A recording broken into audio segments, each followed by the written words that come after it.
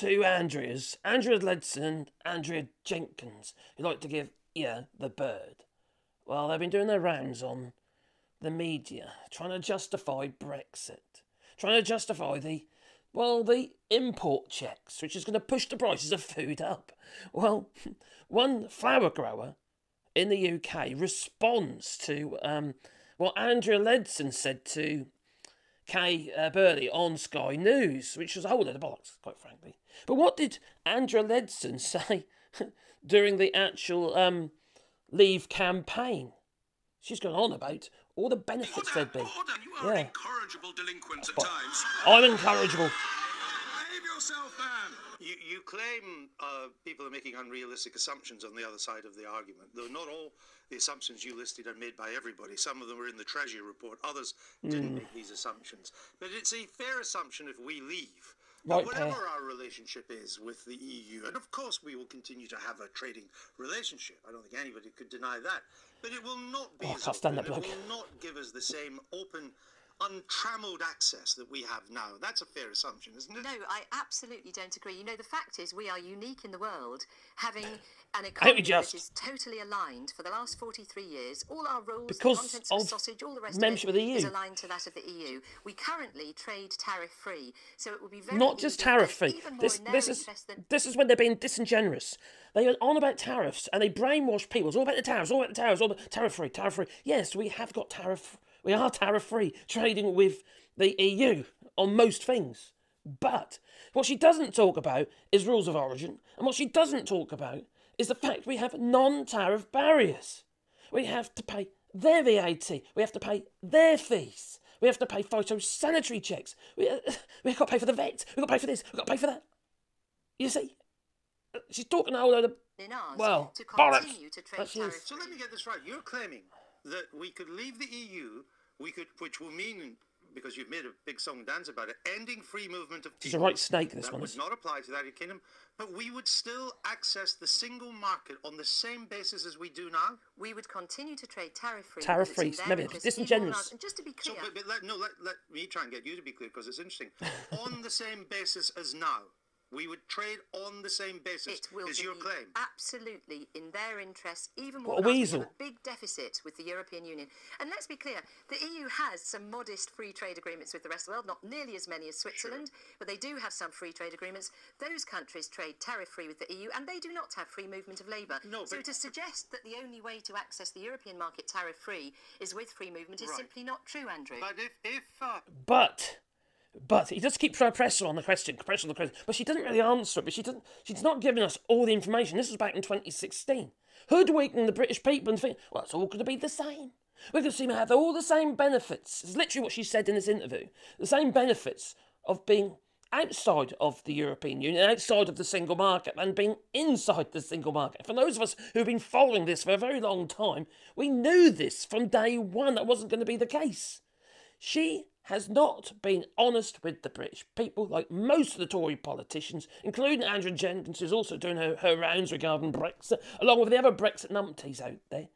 The only person who's really been honest to some degree, dare I say it, was Nigel Farage when he said that Brexit was a disaster. Huh? Even Anne Widdecombe, who showed a little bit of a glimmer of honesty. She implied that Brexit was a disaster by saying, it's not that Brexit is a disaster. It's the way that we've implemented Brexit is a disaster, she said. Well, what did the flower grower say?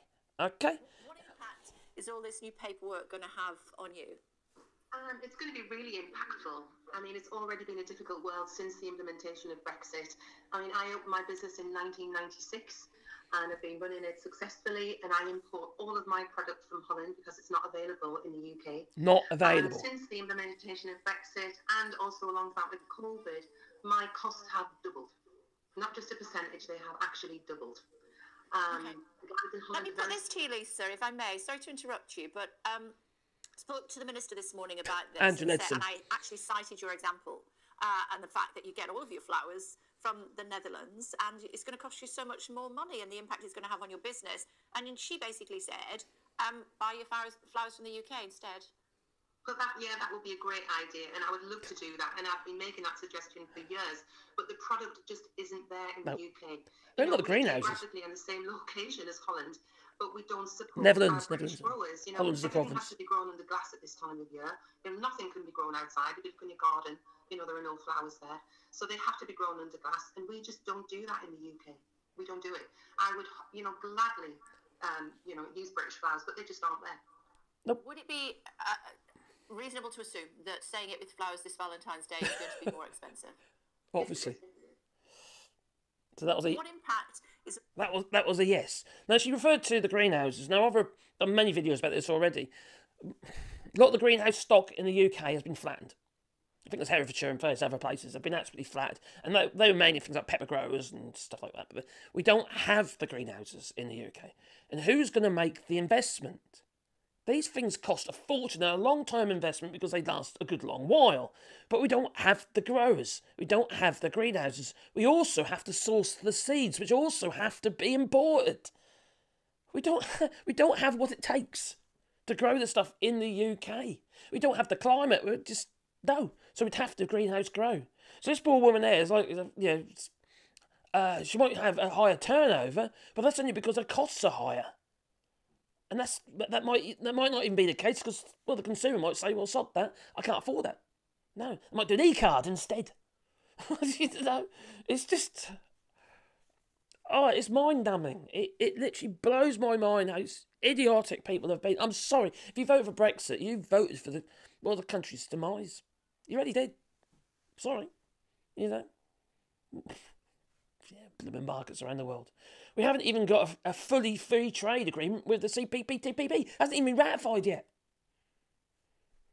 And then we've got to transport these goods further afield. And then we've got the conflict in the Red Sea. So we've got to go all the way around the Cape Horn, take an extra 2 or 3 weeks to get the stuff to the UK. You can't do that with perishables. You can't do checks on things like this poor woman's flowers and what have you.